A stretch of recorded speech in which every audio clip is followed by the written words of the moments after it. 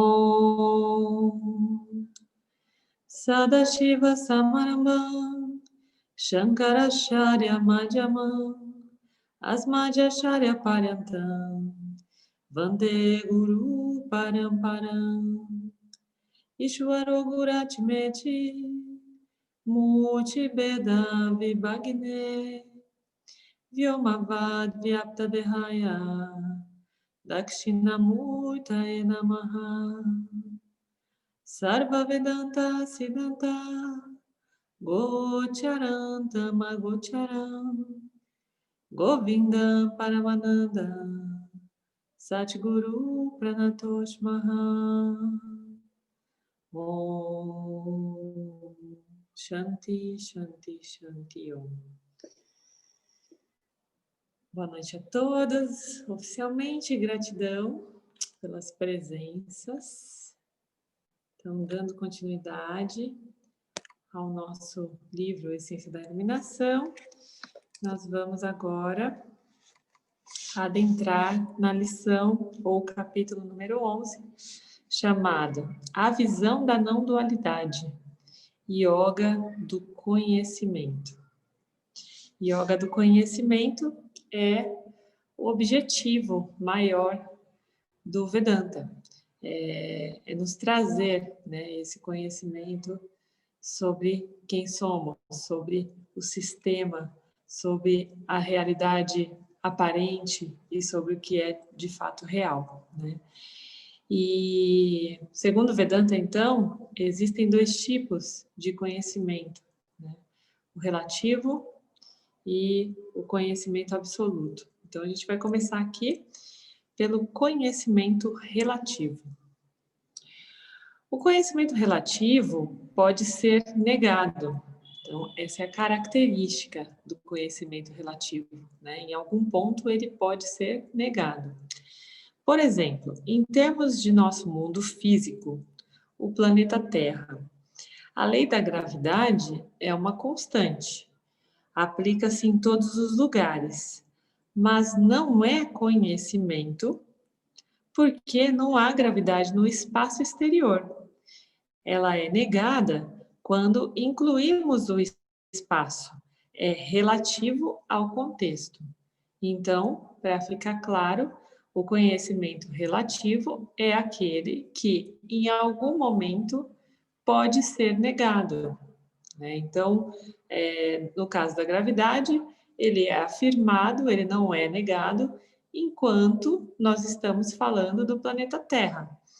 A partir do momento que o contexto se expande ao universo, a lei da gravidade é negada, porque ela não é uma constante no universo, ela é uma constante no planeta Terra, tá? Então, essa é a característica do conhecimento relativo.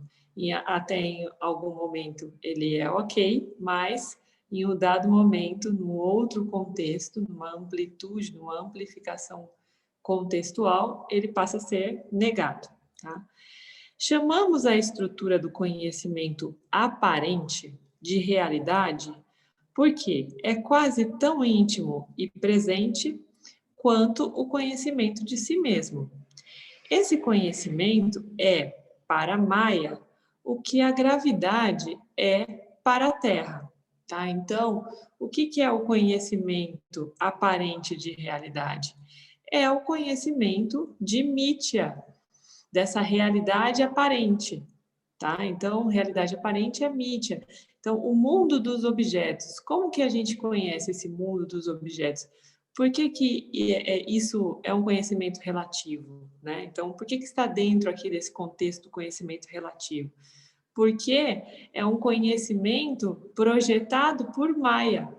Então, enquanto a gente está falando de Maya, né, do universo aparentemente real, é um fato, é um conhecimento, a realidade aparente, né? Então, é importante para o autoconhecimento conhecer essa realidade aparente, né? Então, esse conhecimento é para Maya o que a gravidade é para a Terra, ou seja, é real para Maya, certo? Então, se a gente está falando de que a gravidade ela é real para a Terra, esse conhecimento da realidade aparente é real para Maia. Por quê? O que é Maia? É justamente a projeção dessa realidade aparente, né? Maia é a projeção dessa ilusão, que também se chama de realidade aparente, ok? Então, estudar realidade aparente é válido dentro desse contexto de Maia, porque nos faz entender Maia, tá? Mas é um conhecimento relativo, tá? Consiste, esse conhecimento, né, de Maia, da realidade aparente, consiste em 24 tátivas, ou princípios constantes, operando na aparente realidade. Então, gente, a aparente realidade, ela tem um contexto, né? Esse contexto da aparente realidade é composto por 24 princípios, que também são chamados de tátivas, tá? Esses 24 princípios são os 5 elementos, tá? A gente já conhece, os 5 sistemas fisiológicos, os 5 sentidos, mais os 5 órgãos de ação, mais a mente, mais o intelecto, mais o ego, mais o corpo causal. Essa soma de todos esses princípios aqui formam 24 tátivas, tá? Somam 24 tátivas. Então, para você entender Maia, é importante que você entenda de cada um desses 24 princípios, porque Maia é justamente a união desses 24 princípios em manifestação, tá? Então, para saber Maia, devemos saber desses 24 princípios, que são princípios que dão origem, que deflagram a atividade de Maia, ok? Então, a gente só consegue perceber Maia através desses 24 princípios. Enquanto Maia é manifesto, eles estão sempre presentes. Quem? Os princípios aqui, tá? E podem ser contados como conhecimento. Claro, é importante para que a gente entenda, né, como viver Maia, conhecer esses princípios. Então, eles são conhecimento. Quando falamos de autoconhecimento, não significa apenas conhecimento da natureza da consciência, mas também o conhecimento desses fatores e como eles se relacionam com o eu e uns com os outros. E aí ele diz uma parte muito legal, assim, importante aqui, relevante. Quando você entende como as funções aparentemente reais atuam, você está livre disso. Então, olha só que interessante, né? Teve um estudo chamado Yoga das Três Energias, que eu acessei há um tempo atrás, uns meses atrás, lá no canal do Vedanta Brasil, né? Esse estudo foi conduzido pelo Alex, que é um dos facilitadores dos encontros lá do Vedanta Brasil. E o Alex estava falando das três energias, que são os três gunas, né? E ele trouxe uma analogia interessante, que eu acho que cabe bem aqui. Ele diz o seguinte, que a vida, essa relação aqui com o universo aparentemente real, é como um jogo de trapaça. E que o nosso objetivo é entender essa trapaça para trapacear a trapaça, né? Então, se a gente olhar a vida como um jogo, basicamente, enquanto a gente não conhece cada um desses 24 princípios, a gente não conhece a regra da vida, a gente não conhece a regra do jogo da vida, tá? Então, esses 24 tátivas são as regras da vida, né? Então, são as regras, a forma que o mundo aparentemente real se comporta e se manifesta. Uma vez que eu consigo mapear essa manifestação, conhecer cada um desses princípios, entender como eles se interrelacionam, o que eu faço? Eu descubro a regra, eu descubro a trapaça, aonde mora a trapaça. E aí eu trapaceio a trapaça, né? Aí eu tenho comigo condição de sair dessa ilusão, de achar que o aparentemente real é real, ou seja, de me identificar com qualquer um desses princípios, tá? Então, é muito importante, mesmo que seja ainda um conhecimento relativo. Por quê? Porque em algum momento ele também vai ser questionado, né? Porque ele se trata de um universo aparentemente real. Mas esse universo aparentemente real é aquele que a gente está inserido. Então, nós estamos inseridos nesse cenário aparentemente real. Então, é sim importante, é um conhecimento, né, relevante esse dos princípios, porque nos faz livres disso. Então, quando a gente entende como essas funções aparentemente reais atuam, nós nos tornamos livres disso, tá? Então, é importante que a gente conheça. Então, esse conhecimento equivale ao conhecimento da consciência pura, porque anula a realidade aparente. Não o negará, obviamente, e isso revela você. O conhecimento dos princípios cósmicos é conhecimento relativo, porque só é bom no que diz respeito à criação, mas é quase tão bom e necessário quanto o autoconhecimento, porque com referência à vida de um Jiva, ele é eterno, tá? Então, explicando aqui o que ele quer dizer mais especificamente sobre essa última parte aqui.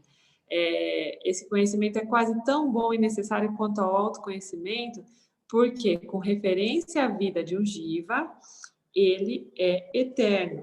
Então, eu fiz até um desenho aqui para explicar mais ou menos para vocês, né? Então, aqui ele está falando sobre os princípios de Maya, né? Então, Maya está aqui ligado com Mitya e Jagata, que é o espaço onde, né, a Mitya se manifesta, o mundo dos objetos se manifesta. Isso tem a ver com a criação de Ishwara, né? Então, está subordinado a Ishwara.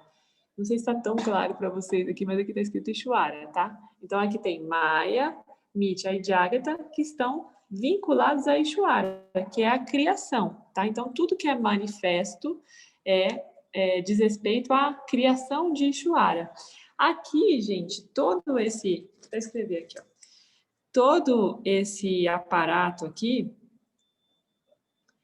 ele é fundamental para o Jiva, tá? Então, o Jiva está relacionado com esse sistema aqui, porque o Jiva é uma entidade experienciadora. Então, durante a experiência, o que é ser uma entidade experienciadora, de fato?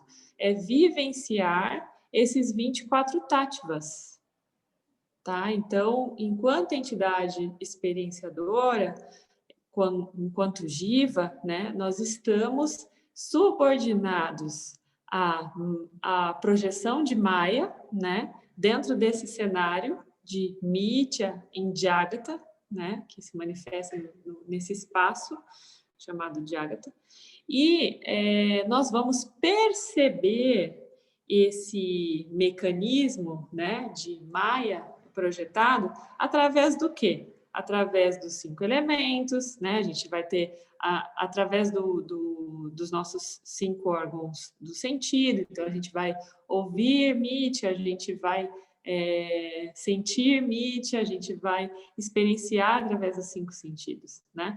Também tem as nossas funções fisiológicas, também tem o nosso intelecto, o ego, enfim, todos esses elementos são elementos fundamentais para que a gente experimente enquanto Jiva, tá? Então, para que a gente vivencie essa experiência da entidade experienciadora que somos.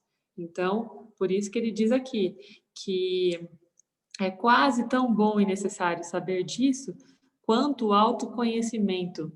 E a gente vai falar um pouquinho que autoconhecimento é esse, né? Porque aqui fica um pouco confuso, tá? Mas isso também não é autoconhecimento? Segundo Vedanta, não, tá? É diferente. Mas é tão necessário quanto, porque enquanto Jiva, nós estaremos aqui subordinados a esses princípios todos. Então, é relevante, importantíssimo, necessário, né? Essencial que a gente desvende cada um desses princípios, tá bom? Para poder viver isso. Finalmente, a informação é o grau mais baixo de conhecimento relativo. Então, nós temos conhecimento e temos a informação que está ali subordinada ao conhecimento.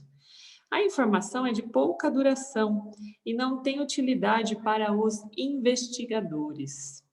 Sim, é conhecimento saber que agora, por exemplo, sejam 4h20 da tarde, mas 4h20 é um conhecimento relativo a uma dada organização humana que estabeleceu a divisão de dias e horas baseadas no movimento de rotação da Terra, ou seja, é um conhecimento relativo e não absoluto. É bem interessante porque até sobre esse exemplo do 4h20, né? É 4h20 aqui para a gente, mas não é 4h20 para outras pessoas que também estão subordinadas a esse sistema de rotação da Terra, né? Então, é super relativo mesmo, 4h20, né?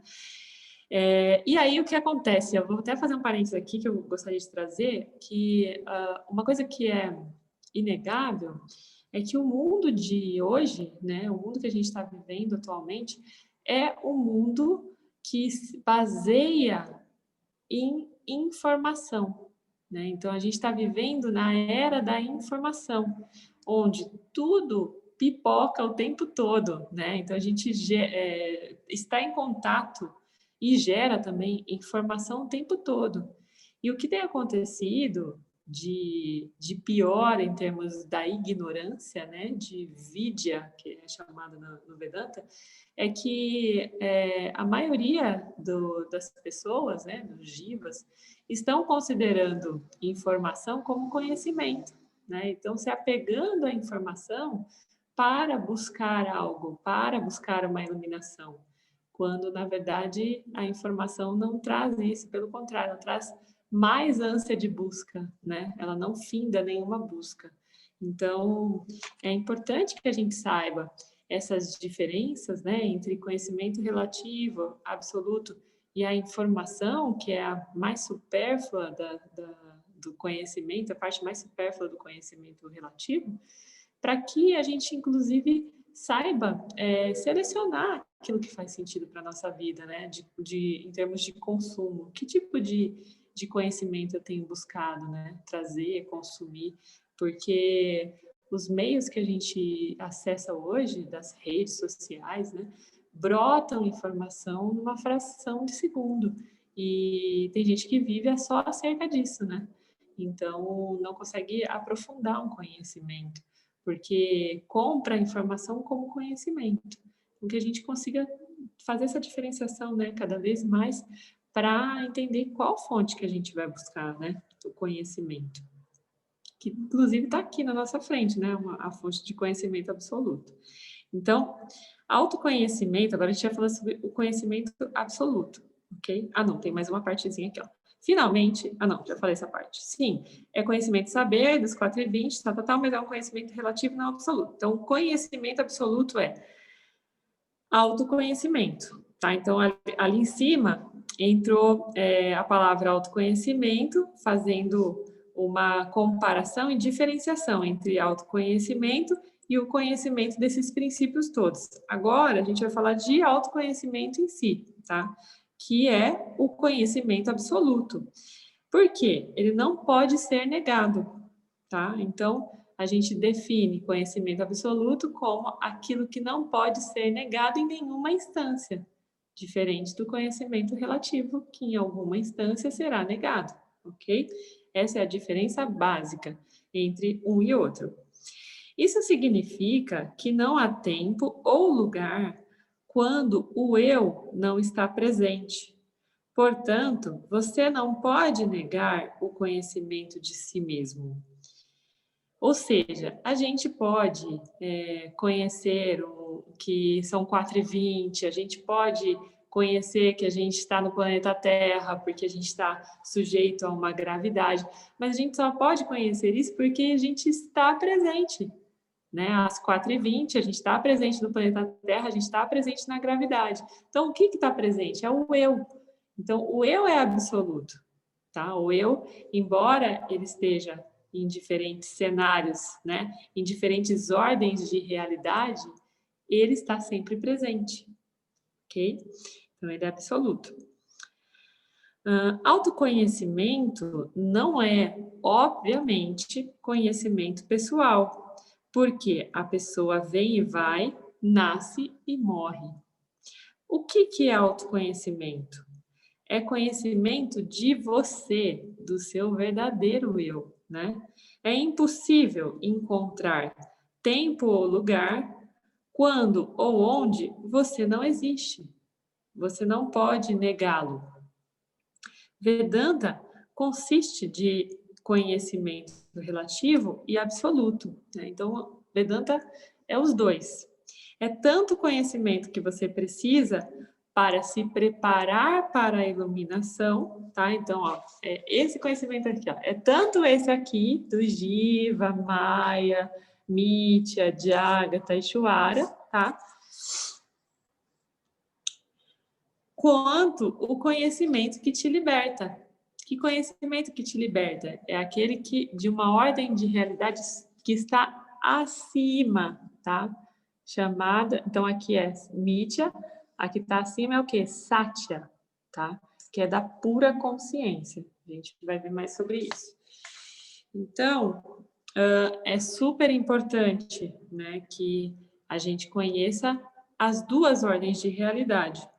Veja quão cuidadosamente o ensino desenvolveu o conhecimento preparatório.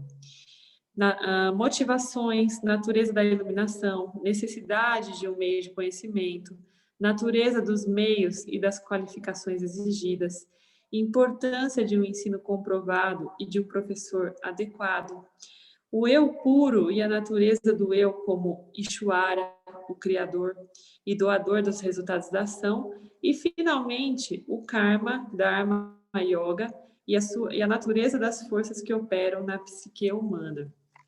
Tudo isso aqui é para ensinar aquela parte que eu acabei de mostrar, né? Como que a gente consegue caminhar em Mitya, caminhar nesse universo aparente, né? Nesse mundo aparentemente real. Existem dois tipos de conhecimento, direto e indireto. O conhecimento indireto é o eu existe. Essa afirmação implica que não sou eu. Então, quando a gente fala o eu existe, o que a gente está fazendo? Enxergando o eu fora de nós. Né? Isso é a manifestação da dualidade. Então, basicamente, o conhecimento indireto é aquele que ainda acontece baseado na dualidade.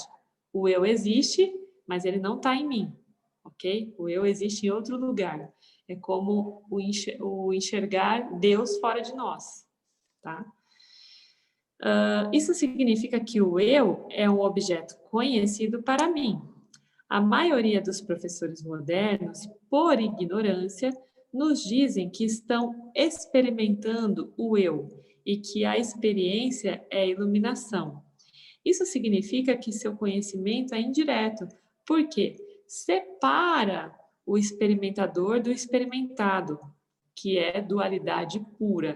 Então, voltando, gente, esse é um conceito muito importante que tem que estar bem arraigado no buscador, né, no Vedantino, o conceito da dualidade. Então, o básico do conceito da dualidade é eu sou uma coisa separada daquela outra coisa que eu sei que existe.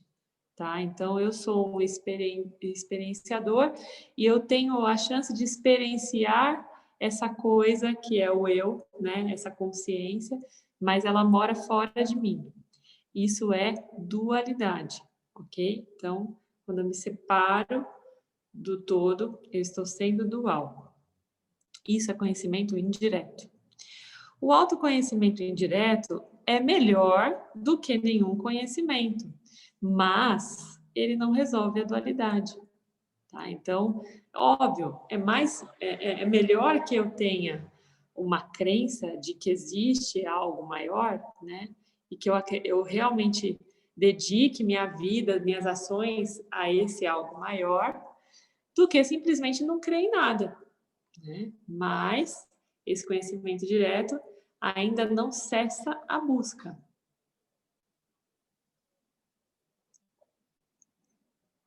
Porque ele não resolve a dualidade. A dualidade, por sua vez, né, produz sofrimento, porque causa desejo e ação, e me faz orientado para resultados, quando não preciso de resultados para ser feliz. Ela provoca a busca, né? Então, a dualidade provoca a busca incessante. Já o conhecimento direto é o quê? Então, conhecimento indireto, só para lembrar, é o eu existe, tá? Conhecimento direto, por sua vez, é eu sou o eu. Olha só que diferença, né? Eu sou o eu.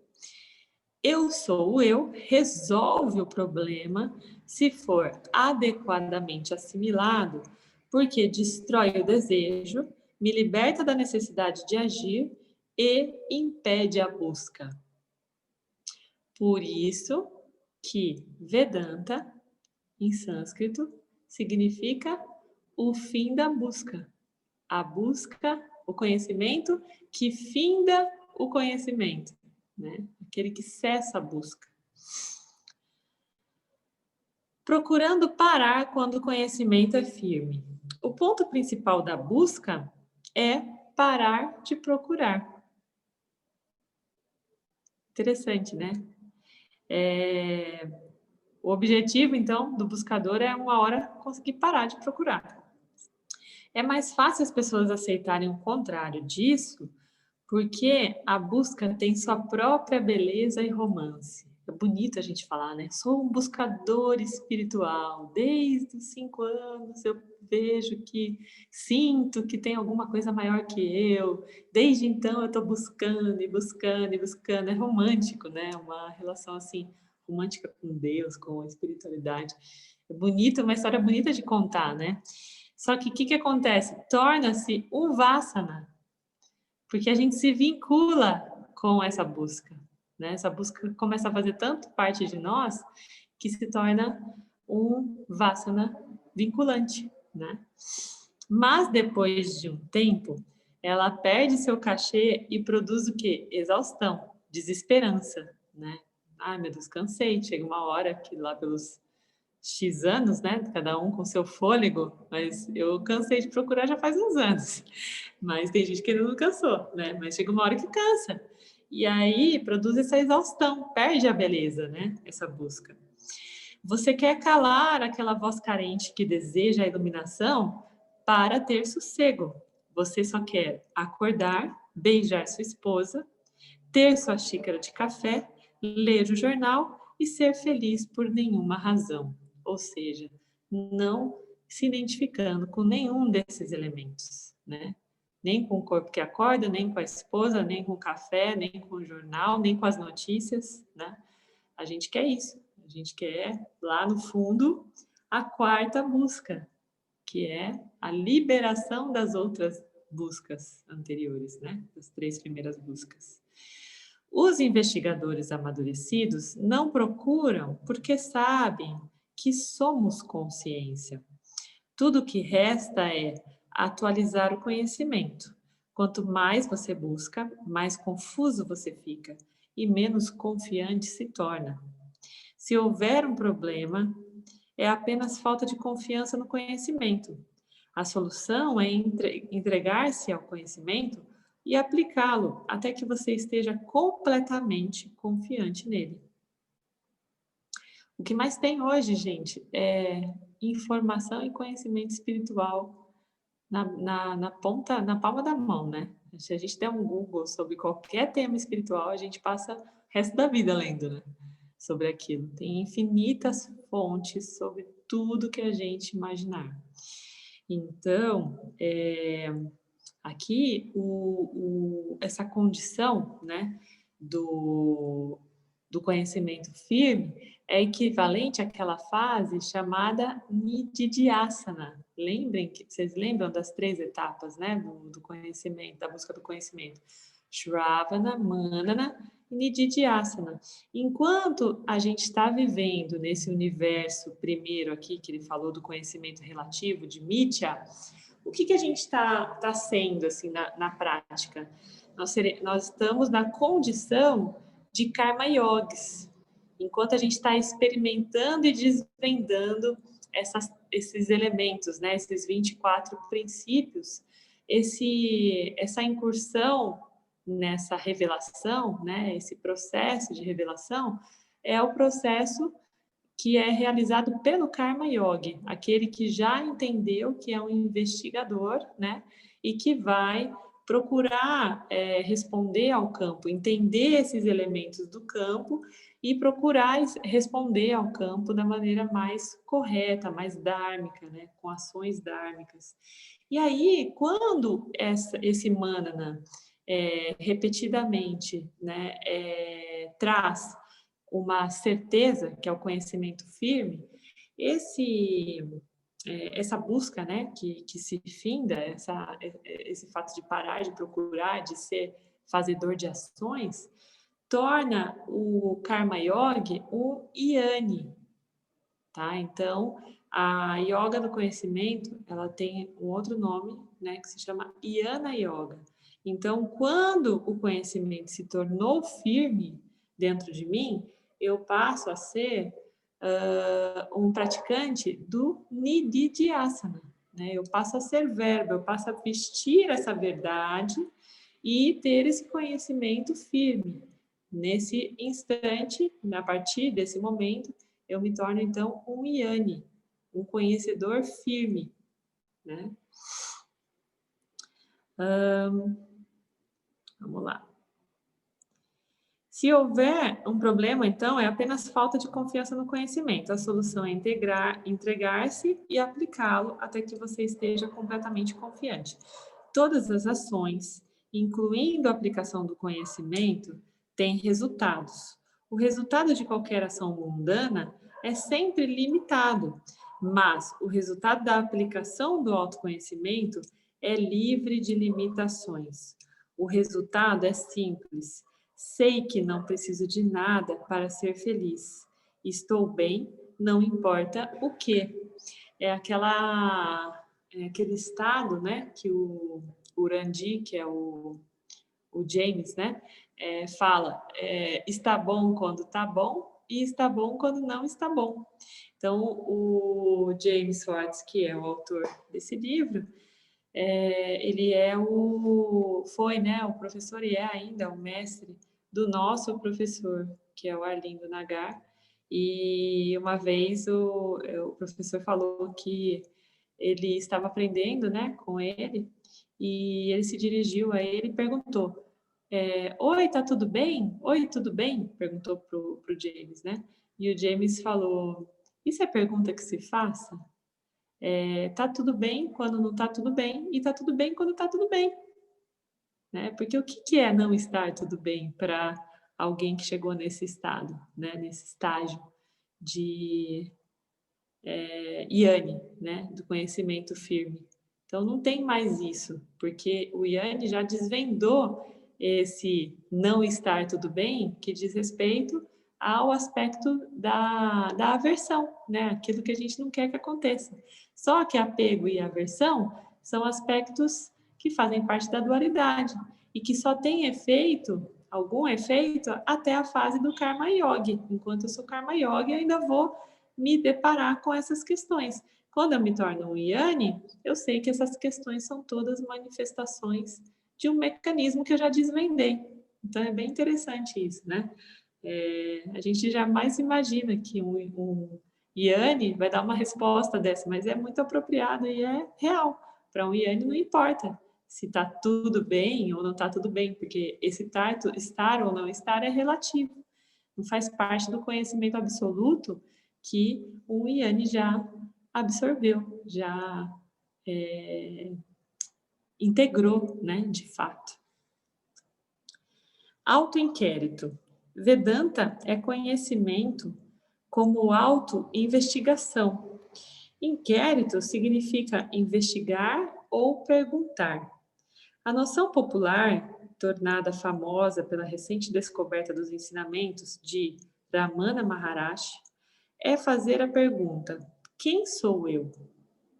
Vocês lembrem, né, lá no capítulo anterior, da experiência do Ramana Maharshi, que teve uma experiência quase morte, e onde ele teve a oportunidade de questionar: quem sou eu? O que vai morrer de fato? Né? Quem morre é o corpo. Então, naquele momento, ele se deu conta de que ele era consciência ilimitada, que ele não era o corpo, tá? E, então, essa investigação, né, esse inquérito, diz respeito a isso, a você saber quem você é, quem sou eu de fato, né? Vedanta afirma claramente que você é consciência. O inquérito não se destina a responder a essa pergunta. Qual é a pergunta correta? Você pode determinar a natureza da sua identidade atual perguntando a si mesmo se você acredita que os medos e desejos que motivam suas ações são reais. Como é que a identidade que eu tenho nesse momento interage com minha identidade como consciência? Se você acredita que conseguir o que você quer ou evitar o que você não quer vai fazer você inteiro e completo, você tem a ideia errada de quem você é. Se você sabe que você tem a ideia errada de si mesmo e você realmente quer ser livre de seus medos e desejos, autoconhecimento é para você. Então, olha só, essa parte é muito interessante. Por quê? O Vedanta aqui está dizendo que a gente é consciência. Ok, estou sabendo que eu sou consciência, né? Isso me parece simples. Mas o autoinquérito em si é eu entender o que é que, no cotidiano, me aparta dessa consciência que eu sei que eu sou. Né? Então, o que ele está dizendo aqui? Que Vedanta não é para as pessoas que já nasceram Yanis, que já descobriram isso. Vedanta é justamente para quem sabe que é, mas sabe que ainda não integrou de fato esse conhecimento e está investigando quais são as programações que estão apartando ele desse conhecimento. Tá? Então, a pergunta correta é: o que é que me aparta dessa pura consciência que eu sei que eu sou? Quais são esses 24 princípios que estão atuantes de uma maneira dentro de mim que estão ainda me convencendo de que a realidade aparente é real? Tá? Então, entender o que falta, entender aquele pedacinho, aquele hiato que te separa da pura consciência, é o método de autoinquérito verdadeiro. Né? Então, eu só vou conseguir fazer um autoinquérito positivo e perspicaz, né, produtivo, quando eu consigo olhar para aquilo que está faltando. Então, poxa vida, todo dia de manhã eu tenho um Vassana vinculante que me conduz a um comportamento repetitivo que eu sei que não vai me conferir o título de Iane.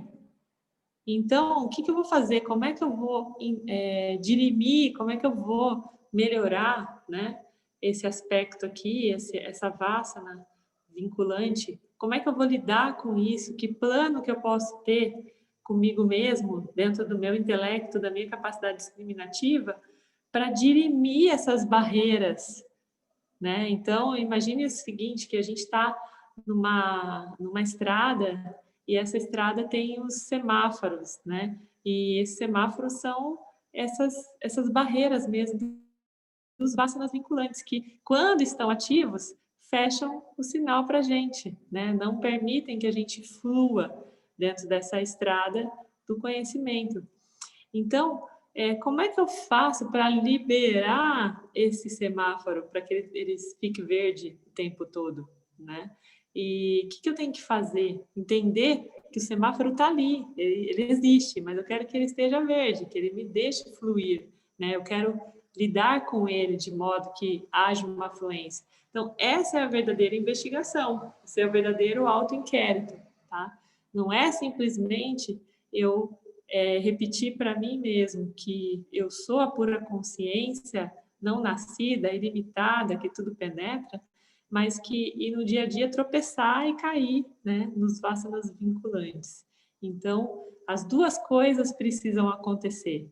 Eu preciso, sim, repetir, né, isso infinitas vezes, quantas vezes forem necessárias, para me convencer cada vez mais de que sou a pura consciência, ao passo que eu não posso deixar nem um minuto de discriminar e investigar essa natureza relativa que está se manifestando de uma maneira que me prende ainda nessa condição, né, de karma yogi e ali na beira do samsara, né, me coloca sempre à beira do samsara. Então, o que é que está me colocando à beira dessas repetições, né, de padrões?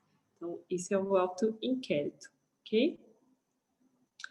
O que é autoindagação, então? É a aplicação consistente do autoconhecimento ao corpo sutil, provocado pela discriminação do eu dos objetos que aparecem nele. Karma Yoga leva tempo, mas a aplicação do autoconhecimento é a via rápida. Mata vasanas, ignorâncias, inspiradas no ponto.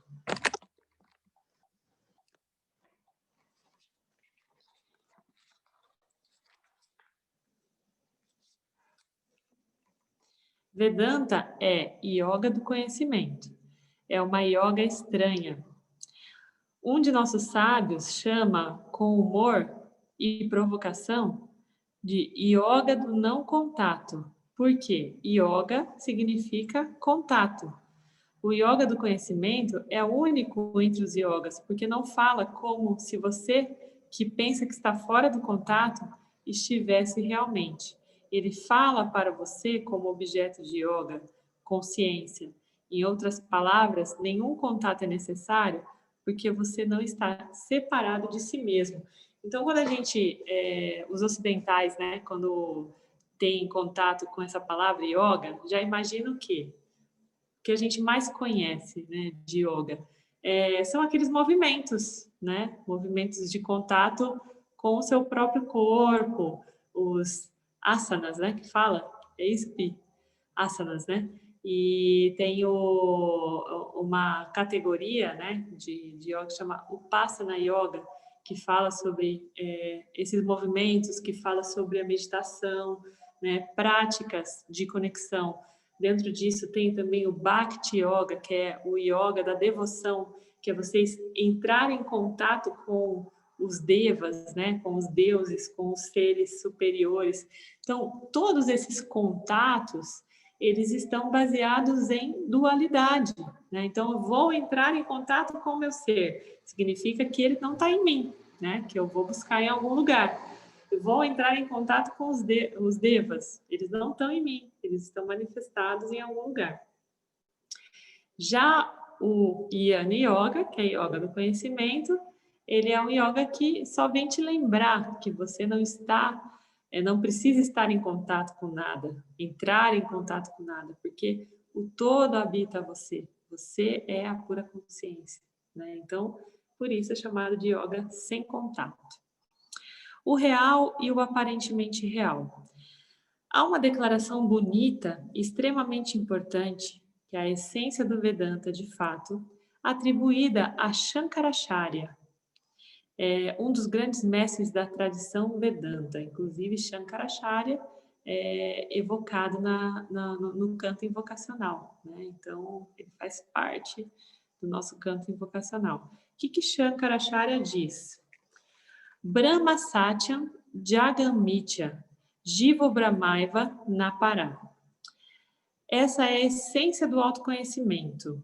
Não quero incomodá-lo com o sânscrito, mas lembre-se de que Vedanta é uma ciência antiga e que o sânscrito é uma linguagem que evoluiu a partir das necessidades espirituais e não materiais das pessoas. Então, aqui é necessário que a gente conheça um pouco, né, dessas expressões em sânscrito. A primeira palavra, Brahma ou Brahman, é talvez o termo mais conhecido do Vedanta. É semelhante à palavra Deus e tem sido usado por tanto tempo em tantos contextos diferentes por pessoas que não sabem o que realmente significa, que se tornou praticamente inutilizável. Tem vários significados, a maioria dos quais sugerem grandeza e expansividade. Ao longo dos anos, uma linguagem hipérbole, quase pornográfica, evoluiu a partir das fantasias de místicos orientados para a experiência em torno de tais palavras, obscurecendo seu significado simples.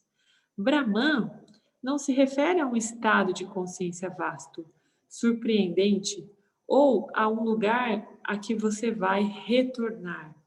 Não há nada místico, incognoscível ou complicado sobre ele. É só você, simples consciência comum. Então, Brahman somos nós, no estado de pura consciência, ok?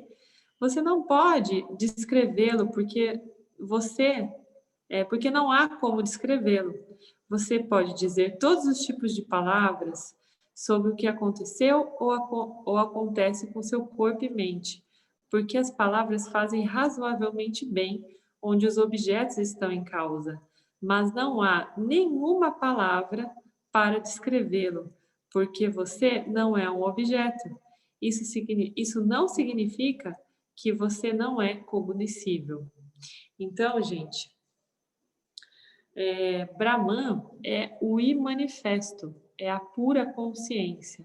Brahman está em uma outra ordem de realidade, tá? Então, aqui a gente falou sobre Maya, né? Jagata, Mithya. Brahman está aqui, acima de Mithya, em Satya, né? Ele é a pura consciência, Paramatma, que é o imanifesto, tá? Então, por isso que ele não pode ser, esse termo, né, não pode ser objetivado, objetificado, porque não é um objeto, é o imanifesto, que somos nós também, em uma outra ordem de realidade chamada Satya. Tá? Então, somos todos Brahman. Aham Brahmasmi é um dos Mahavakyas, né? Uma das afirmações sobre essa pura consciência. Eu sou Brahman. Brahman habita em mim, ok? Também sou Brahman. Isso não significa que você não é cognoscível, ou seja, objeto de conhecimento, né? Dá para conhecer a nós mesmos também sobre esse aspecto. Só que esse aspecto, ele não tem uma definição equivalente à definição de Mithya, né? Então, não é um objeto, mas é sim possível de ser conhecido, ok? Ilimitado não significa grande. Há muitas palavras que significam consciência. Como é usado na literatura védica, a palavra Brahman geralmente implica grandeza, mas na verdade significa ilimitado, que também tende a implicar vastidão e grandeza.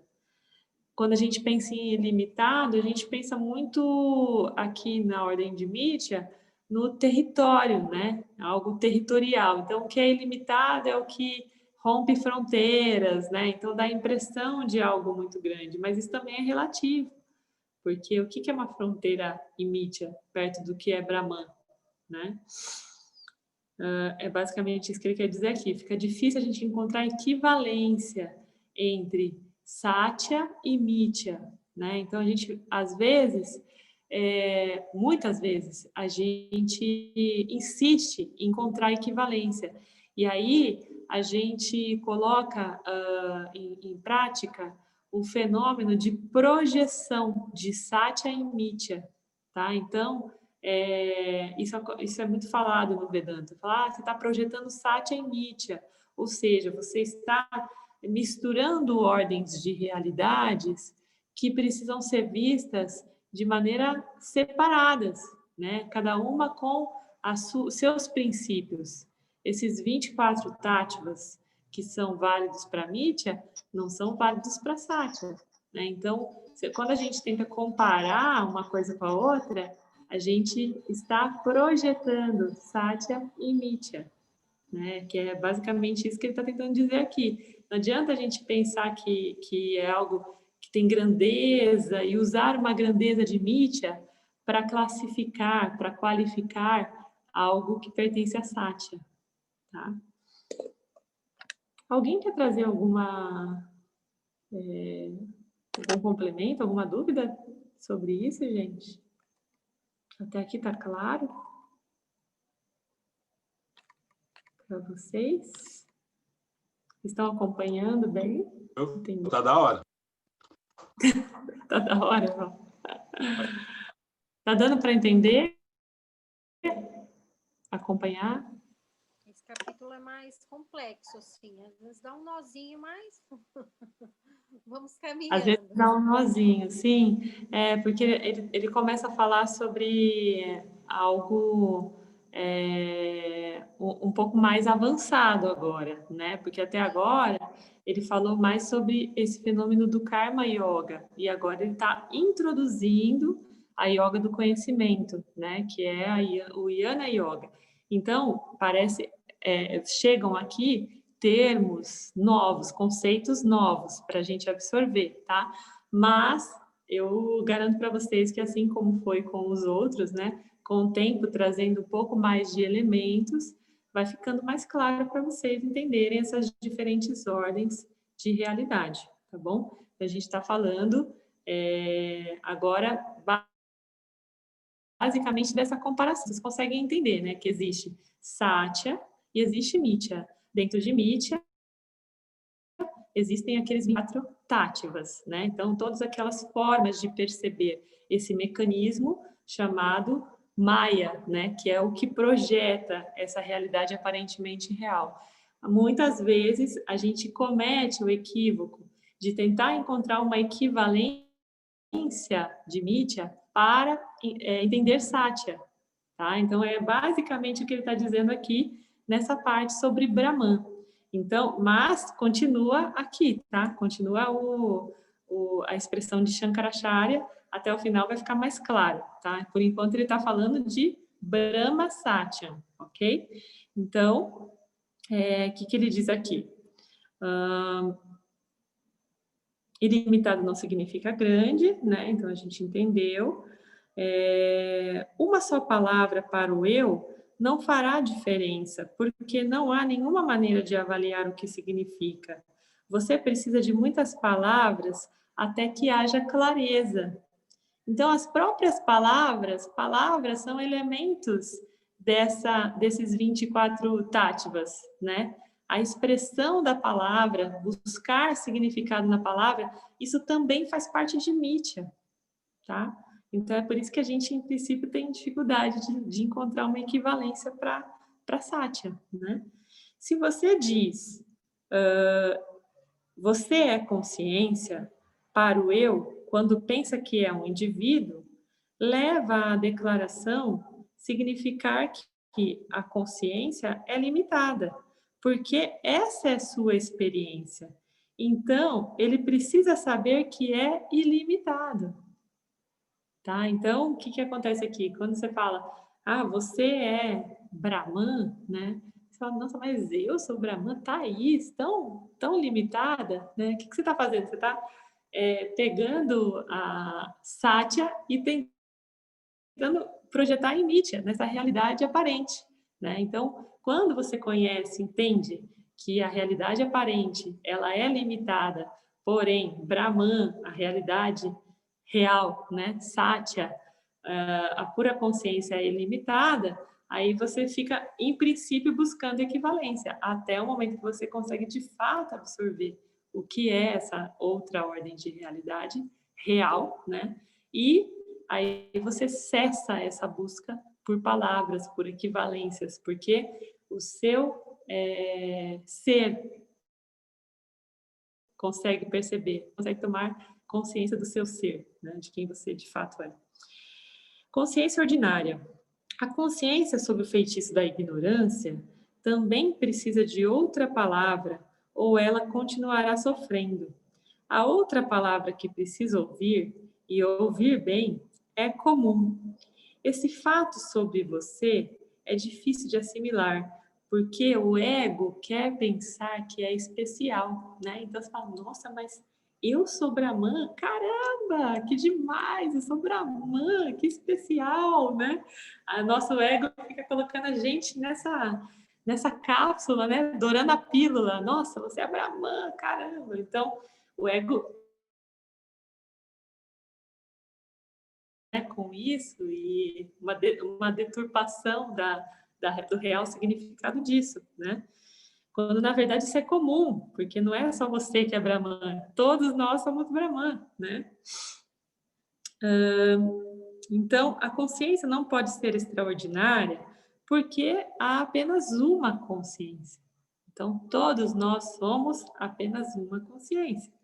Esse é o significado da não dualidade. Parecem existir muitas consciências quando isso é visto através do quê? Do corpo, através de mítia, né? Então, quando a gente submete Satya a mítia, a gente quer enxergar um monte de consciências, mas não, é uma coisa só que se dividiu aqui, né? Através desses 24 tátivas para jogar esse jogo com a gente, né? Para iludir a gente, para desafiar o nosso intelecto a discriminar sobre essa realidade aparente, ok? Ok. Eletricidade se manifesta como um som em um rádio, calor em um aquecedor e luz em uma lâmpada, mas todos são apenas uma eletricidade, fluindo através de diferentes instrumentos. Olha que interessante, né? Uma analogia bem legal. Então, da mesma maneira, todos nós somos consciência e estamos aqui projetados, né, nessa condição de experienciadores, né, com um Swadharma, com algumas funções diferenciadas dentro que são úteis para dentro dessa ordem de realidade aparentemente real, né? Porém, todos nós somos consciência, em essência. Quando o eu contempla sua ilimitabilidade em sua ordinabilidade, é deliberado de seu senso de limitação. De certa forma, você pode dizer que o eu é único, porque há apenas uma consciência, né? Mas isso realmente não o torna único, porque algo que não é o eu é necessário para que possamos ter a clareza do eu único e ver que há apenas consciência. Então, algo que não é o eu, né? O que é esse algo que não é o eu? A nossa entidade experienciadora, né? Que está vivendo essa experiência, discriminando a respeito desses 24 táticas, desses 24 princípios, né? Todos esses elementos apresentados, né? Esses objetos de mítia, justamente para descobrir que a gente não é isso. Então, faz parte desse jogo desvendar essa trapaça aí desse jogo, né? Então, quando a gente desvenda, como eu disse lá atrás, a gente trapaceia essa trapaça, a gente sai desse jogo, né? Desse samsara.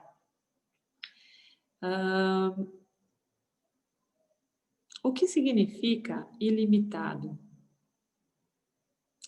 Isso significa que quando você sabe quem você é, você será capaz de saltar altos arranha-céus com um único limite como super-homem, bilocar e curar o câncer como uma onda da sua mão divina, ou seja, você vai virar um super-herói, né, quando você descobre que você é ilimitado? Não. Ilimitado não significa grande ou poderoso. Significa que a consciência não é modificada, não é limitada pelas experiências que se apresentam a ela. Significa simplesmente que a experiência não afeta o eu essencial. Então, é aquela história que acabei de falar lá atrás, né? De quando o professor Arlindo foi perguntar para o mestre dele, o autor desse livro, se estava tudo bem. E ele respondeu: está bem quando não está bem e está bem quando está bem. Então, para mim, isso não importa, né? Esse estar bem ou não estar bem, porque tudo está sempre bem, é tudo perfeito, né? Uma vez que eu sei que eu sou consciência, essas experiências não tão confortáveis a partir da ótica de um jiva, né? Não me afetam mais, porque eu sei que eu não sou isso, ok? A experiência não afeta mais a minha essência. É basicamente isso que ele quis dizer, tá? Claro que esse fato é difícil de aceitar se você pensa que é o corpo sutil, porque a experiência produz vasanas. À medida que eles se acumulam, você se enriquece de experiências e, de alguma forma, acredita que todos eles somam você. Eu tive muitas experiências variadas e interessantes, mas eu não posso encontrar uma experiência que está aqui agora. Eu sou exatamente a mesma consciência hoje que eu era o dia que eu era aparentemente nascido. Onde estão todas aquelas pessoas experientes, lugares e eventos? Onde estão os milhões de sentimentos e pensamentos que eu experimentei? Eu não consigo encontrar eles, né? Encontrá-los. Eles existem como palavras em minha autobiografia, uma vida que eu não criei, uma vida cozida por Ishwara, que eu assisti desdobrar. O que aconteceu não está aqui, mas eu sou. Eu sou como o céu, através do qual as nuvens passam. Eu não sou contaminado pelo que acontece a mim. Então, uma vez que a gente tem consciência do nosso verdadeiro ser, né, do nosso verdadeiro eu, da nossa consciência, a gente se torna o céu. E não importa quais são as nuvens que passam, elas só passam. Tá? A gente continua acreditando que são nuvens passageiras. Essas nuvens passageiras equivalem a tudo que é aparentemente real, ou seja, que em algum momento vai se tornar relativo, né? Que não é conhecimento absoluto, ok? A declaração que se leu até agora é que a consciência comum que a consciência comum é ilimitada. Mas precisamos de uma outra palavra para tornar isso mais claro. A palavra é Satyam, que significa verdade. A verdade é o que sempre funciona. Normalmente pensamos na verdade como uma afirmação que corresponde a um objeto particular que aparece na consciência. Mas desde que os objetos mudam, esse tipo de verdade não é bom e nem sempre o mesmo em cada tempo e lugar. Certa vez, quando eu estava desenvolvendo esse ensinamento, alguém me disse que a verdade estava ok, mas minha verdade era melhor. Há uma verdade na forma como o indivíduo limitado vê a realidade, em termos de negociar o seu caminho através do mundo.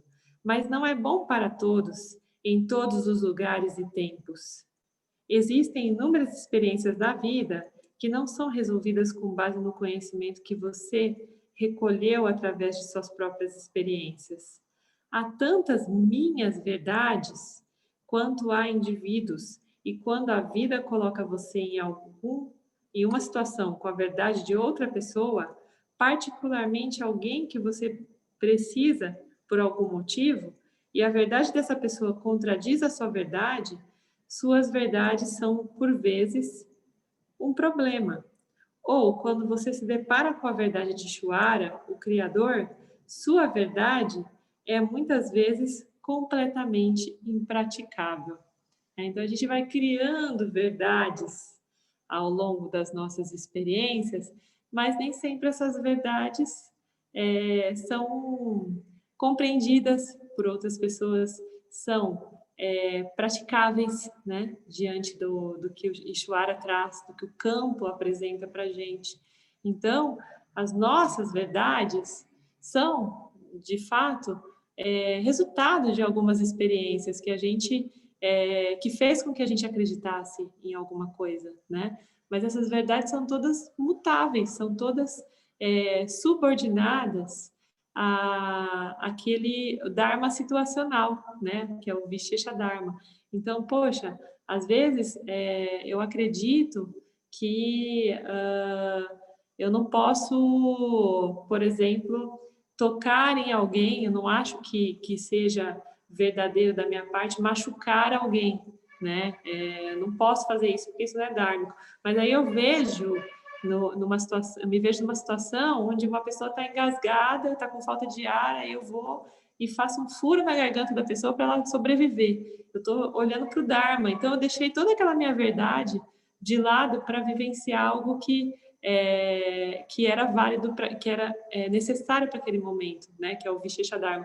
Então, o Vishesha Dharma vive colocando a gente nessas contradições das nossas verdades, né? Então, as nossas verdades são relativas e a gente emite, né, nesse universo aparentemente real, essas verdades estão sendo sempre questionadas de acordo com o que o campo apresenta, né? A gente está o tempo todo olhando, será que essa verdade é verdadeira ainda, né? Até que ponto, até em que momento ela vai se tornar relativa, né? Então, ela já começa, toda a verdade em Mitya já começa relativa, porque em algum momento ela vai ser questionada, certo? Os objetos nesse mundo, às vezes, são bons e às vezes não, mas a verdade verdadeira, que aparece com letra maiúscula, né, é sempre boa. Você pode contar com isso porque ela é você. Você, o verdadeiro você, é sempre amado por você. Sabemos que você é o bem supremo porque tudo que você faz, pensa e sente é por sua própria causa. Alguns dizem que não amam a si mesmos ou que amam mais os outros, mas isso só é verdade porque lhes agrada pensar assim. Tais declarações só seriam impressionantes se os outros realmente existissem, além da crença nos outros. Você é a verdade. Você é tudo que existe. Você só pode contar com você mesmo. E mesmo quando você diz que você ama, né, uma outra pessoa mais do que a si mesmo, isso não é uma verdade no âmbito, né, de Satya, porque em Satya nós somos todos um. Então, se eu amo mais o outro, eu também estou amando o meu ser, né, manifestado aqui em Mitya de uma outra forma, em uma outra entidade experienciadora. Mas ainda assim também sou eu, é a minha natureza, né, absoluta que está sendo manifestada em outra entidade experienciadora. Mas em Satya somos todos um, né, uma só consciência. Satyam também significa real ou realidade. Precisamos saber disso, não precisamos dizer isso para negar a experiência. Qualquer coisa que muda não é real. Essa é uma afirmação desafiadora. Por quê? Significa que todas as experiências que eu valorizo e busco não são mais do que experiências de sonho. Então a gente fica aqui no mundo das experiências, é tudo uma ilusão, né? Eu posso valorizar, buscar, mas ainda assim, o final disso tudo é, dentro dessa busca real, né, pela minha real natureza, é só a descoberta de que é uma ilusão, no fundo, né? É um sonho que tem hora para acabar, ok? Você não precisa necessariamente de todas essas palavras, a menos que você precise de todas essas palavras. Tem gente que precisa mais, né, de palavras, outras pessoas menos. Praticar o conhecimento yoga é contemplar contínua e profundamente os ensinamentos, discriminando o real do aparente, de momento a momento. Agarrar o significado de uma palavra é tão bom quanto agarrar o significado de tudo. Então, cada um tem a sua necessidade, né? O que ele está dizendo aqui. Se tem gente que tem necessidade de palavra, tudo bem, se agarre às palavras, mas com o compromisso de estar o tempo inteiro discriminando e entendendo, momento a momento, o que aquela palavra está te dizendo, né? O significado real daquilo. Até que você não precise mais de palavras, até que você se convença, né, realmente sobre quem você é. Nós fornecemos muitos, porque a ignorância toma muitas formas e é muito inteligente, né? Muitos significados, tá bom? Eles fornecem. Tá falando, nós fornecemos muitos significados, porque a ignorância toma muitas formas e é muito inteligente. É um gato de 9 vidas, não quer morrer. Você precisa estar bem armado para vencer a batalha. Outro indicador importante é a palavra purna. Purna significa completo. Isso significa que você está cheio.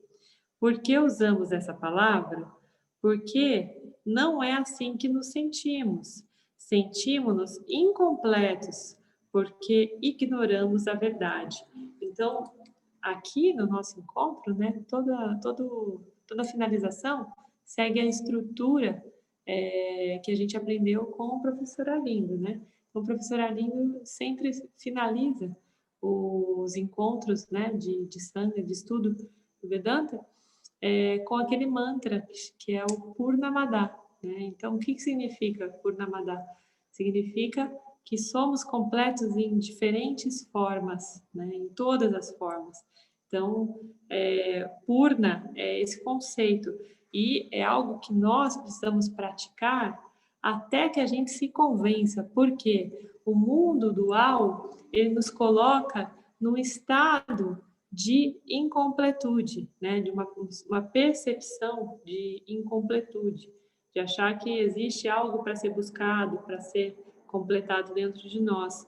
Então, o Vedanta te sugere, né, que você pratique esse conhecimento do Purna, que você repita que você é completo, né, naquela prática de fingir até se convencer que é, né, que eles falam fake it until you make it. Então, até que você de fato se sinta pleno, o Purnamada, né, esses mantras que reafirmam que somos completos, são úteis para que a gente crie essa consciência de fato, né?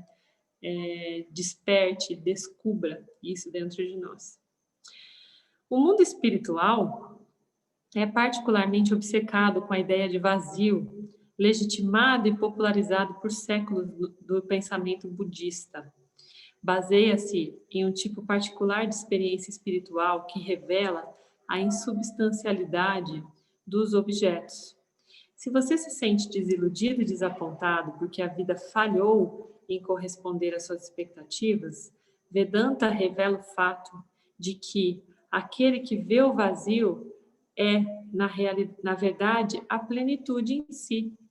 O sentido de incompletude e vazio, que é apenas um sentimento e não a verdade, impulsiona nosso karma. Se eu puder ver que eu não estou vazio e que os objetos realmente refletem a plenitude da minha verdadeira natureza, posso restringir minha busca louca de objetos, abrandar e me divertir. Purna também significa um todo sem nada. Você é uma plenitude que não é composta por partes. A maioria de nós pensa que somos uma assembleia de partes. Corpo, mente, sentidos, mente subconsciente, eu, etc. Isso aqui, gente, equivale a que a gente falou lá atrás, né? Nesse capítulo ainda, os 24 táttvas, né? A gente tende a se identificar o tempo todo com eles, achar que somos eles, tá?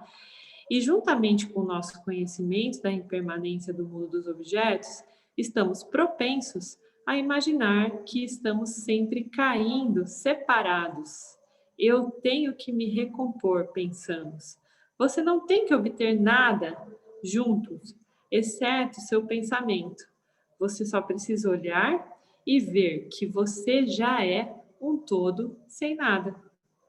Outra palavra para você é Kaivalya, significa perfeito. Como o mundo dos objetos nunca é visto como perfeitamente alinhado com o que queremos, estamos sempre tentando aperfeiçoá-lo. Porque nos sentimos errados e pecaminosos, estamos sempre tentando nos aperfeiçoar. Aqui no Ocidente a gente é condicionado muito a isso, né? Os dogmas, as doutrinas vinculadas a esse mundo religioso, espiritual, sempre nos coloca nesse estado de imperfeição comparado a Deus, deixando o divino fora de nós e infinitamente superior, inalcançável, né? A gente fica nessa eterna busca e nessa eterna frustração da imperfeição, porque é assim que a gente é condicionado, né? Especialmente aqui no Ocidente, mas em várias partes do mundo. É um esforço inútil, porque a realidade é perfeita em todos os sentidos. Mesmo que parece ser imperfeito, o mundo em constante mudança é realmente perfeito, não só porque o eu, não só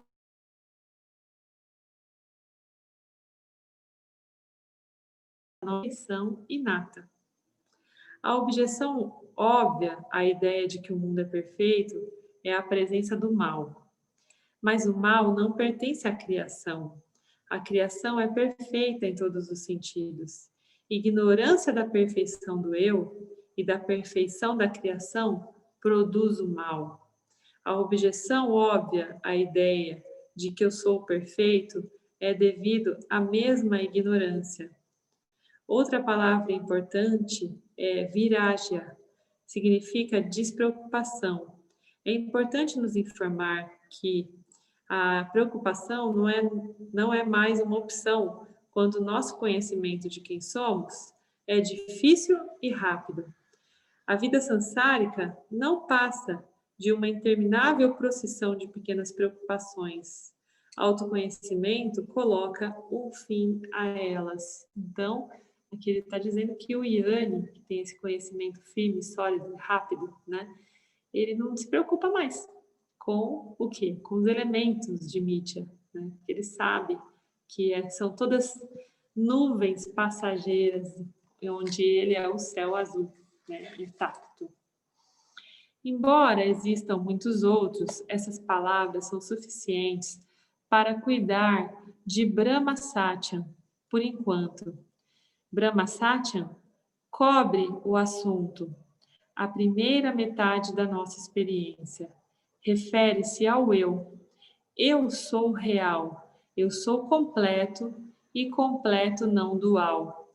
Eu testemunho o experienciador e suas experiências. Ou seja, quem é o experienciador e suas experiências? É o Jiva, né, gente? Mas nós estamos além, nós somos além do Jiva que está manifestado aqui. Então, a gente testemunha esse Jiva. O que dá conta do que acontece, né, com o Jiva é a consciência que está acima do Jiva, ok? Então, essa primeira parte é uma parte importante e existem outras 3 partes ali do que o Shankaracharya traz, né? Que agora já a gente tem já o Jagamitya para falar, mas antes da gente entrar, eu proponho que a gente faça essa introdução a essa outra parte no próximo encontro, para que fique mais claro, para que a gente processe uma parte de cada vez, né? Então, hoje a gente falou sobre conhecimento relativo, conhecimento absoluto, e o que é esse Brahma Satya, ok? Quem tem dúvida sobre isso, quem quer trazer algum complemento, alguma percepção, alguma reclamação, agora é a hora.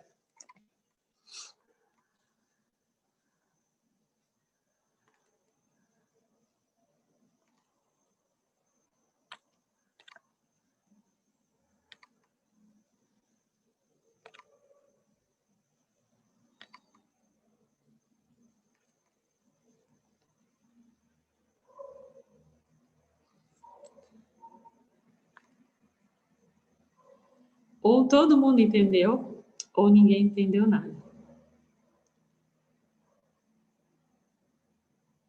E aí? Ninguém se arrisca? Não, Alguém? com certeza eu vou escutar mais umas 4 vezes, no mínimo. Sentiu dificuldade, confuso, Val? Então, eu já não sinto tanta dificuldade, mas assim, porque eu venho escutando muito, né? Muito, muito mesmo, de tudo, né? Então, até coloquei um ranking, né? Para mim, do top dos top para mim é o capítulo 4, e aí vem capítulo 6, capítulo 8, e eu vou escutando conforme eu vou. Quanto mais dificuldade eu tenho, mais eu vou escutando, mais eu vou lendo, e eu consigo entender desse meu jeitinho mais tranquilo, sabe? E aí é tão difícil de entender você explicar. Então, assim, se eu tenho dúvida, eu acho que eu estou indo atrás para eu matar essa dúvida, e tá dando certo para mim. Tá indo tudo bem. Que bom. Ficou claro para você a diferença entre conhecimento absoluto e conhecimento relativo? Ficou. Mas eu vou escutar mais. Tá bom. Mas eu escuto bastante mesmo, gente, bastante mesmo. Eu saio, vou para o trabalho, eu escuto, eu volto do trabalho, eu escuto, eu vou para a rua, eu escuto, eu adoro escutar. É muito louco, porque cada vez que eu estou escutando os áudios, nossa, parece uma coisa diferente. Aí eu falo, mas eu não tinha escutado. Então Mas para mim isso já tá. mesmo. É igual o Mário falou para mim, né? É igual você mexer no Word, você não entende nada, aquela cabeça fica muito confusa. Mas conforme vai passando o tempo, você vai pegando, você vai ficando mais simples, né? Vai ficando bem mais simples. Sim, e o que é Nietzsche, né? Esse universo aparentemente real, se não um software mesmo, né? Como o Word. A gente vai desvendando cada função, né? E entendendo essa relação, esse funcionamento. Então, eu tinha muito conflito também antes para eu conseguir compreender as outras pessoas que fazem parte desse meu campo aí, mas agora já tá tudo mais simples para eu compreender que cada um está no seu processo, eu estou no meu maravilhoso, tá tudo bem. Que bom. Então, na linguagem vedantina, o que você está dizendo, Val, é que você tem praticado bastante o Shravana, né? Que é essa escuta, expor somente a esse conhecimento para que você consiga contemplar esse conhecimento na prática, que é humana, né? Então, hoje você já está fazendo as duas coisas, vivenciando esse conhecimento na prática, ou seja, quando você diz que está observando outras pessoas e aprendendo a compreender outras manifestações distintas da sua verdade relativa, né? Está dizendo que você, através desse Shravana, dessa escuta, dessa exposição da sua mente ao conhecimento, está conseguindo fazer essa identificação, né, do campo dentro dessa ordem, né, de realidade, de mídia, desses elementos, de todos esses significados que o Vedanta está te trazendo, né? Isso é muito bom. É mais uma comprovação de mais uma entidade experienciadora, né, que comprova a eficácia desse método chamado Vedanta, né? Essa metodologia de autoinvestigação, de autoconhecimento. Muito legal. E também uma reafirmação de que essas 3 fases são essenciais, né? Importantes. Quanto mais a gente expõe a mente ao conhecimento, mais capacidade cognitiva a gente passa a ter para identificar esse conhecimento acontecendo no nosso cotidiano, né? A gente consegue fazer uma tradução desse cotidiano para dentro desse conhecimento chamado Vedanta, né? Isso é muito legal também, muito libertador. Traz E a uma outra... identificação com alguns capítulos, assim, como que se chama isso? Quando você tem uma identificação muito grande com alguns capítulos, que você sente um conforto tão grande que quando tem algum problema que você está um pouco rajasco, igual a gente falou, você escuta e dá aquela... Isso é sabe? manana em manifestação, né? Você está manifestando esse manana, que faz parte, que é a contemplação, que você começa a contemplar, falar, caramba, olha, é o Vedanta aqui, acontecendo no meu cotidiano, chama manana, tá? Então, processo de assimilação do conhecimento vedantino, né, da busca, do encerramento da busca, é Shravana, escuta, exposição à mente, né? Manana, que é exatamente isso que você falou, identificar esses elementos, contemplar esse conhecimento no cotidiano. E Nididhyasana é realizar esse conhecimento, ou seja, quando eu já me torno verbo daquilo que eu aprendi, né? Então, o Yanni, que a gente está falando aqui nesse capítulo especialmente, né, que já é um yogi do conhecimento, ele já está na fase do Nididhyasana, né? Ele já tem um conhecimento firme, arraigado, aprendido, integrado, de modo que ele é a manifestação do Vedanta em Mitya, né? Nesse universo do aparentemente real. Ele se torna essa manifestação, porque ele já se convenceu dessa verdade, ele já se tornou essa verdade. Tá? Então, enquanto você está em Manana, você está entrando nessa condição de Karma Yogi, numa condição de discriminar a sua realidade, né? De acordo com o conhecimento vedantino. É a fase Manana. Bom? Gratidão, é isso mesmo. Muito bom. E uma não anula a outra, tá? Uma depende da outra o tempo todo. Então, Shravana, Manana e Nididhyasana acontecem o tempo todo e são necessários os três, as três fases são necessárias para que esse conhecimento permaneça cada vez mais firme, né? Mais real. Mais alguém quer trazer alguma coisa?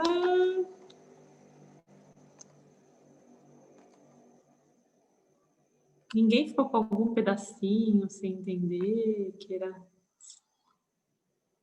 tirar dúvida? Que bom! Então, sendo assim, exposto, né? Fico feliz. A gente vai, na semana que vem, então, continuar com essa expressão aqui de Shankaracharya, né? Falando sobre Jagamitya. Aí eu vou fazer a comparação, tá? De Brahma Satyam com Jagamitya, para vocês entenderem o que há de tão rico nesse pequeno pedacinho, né? Uma frasezinha, mas que tem muito significado, tá? Então a gente vai elaborar melhor sobre essa expressão do Shankaracharya na semana que vem. Por hora, muita gratidão por estarem comigo nessa parte do processo. Estamos chegando na última parte do livro, né, gente? Na última porção aí do livro, capítulo 11 já. Estamos próximos, mais próximos do fim do que nunca. E estou muito feliz por vocês estarem aqui. Agradeço mais uma vez pelo apoio, pela conexão, né, nesse todo que somos.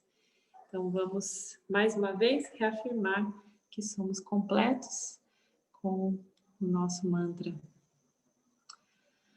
Om Purnamada Purnamidam Purnamurna Mudachyate Purnasya Purnamadaya Purnameva Vachishate. Om Shanti Shanti Shanti. Namastê, muita gratidão e nos vemos na próxima quarta-feira. Boa noite para vocês.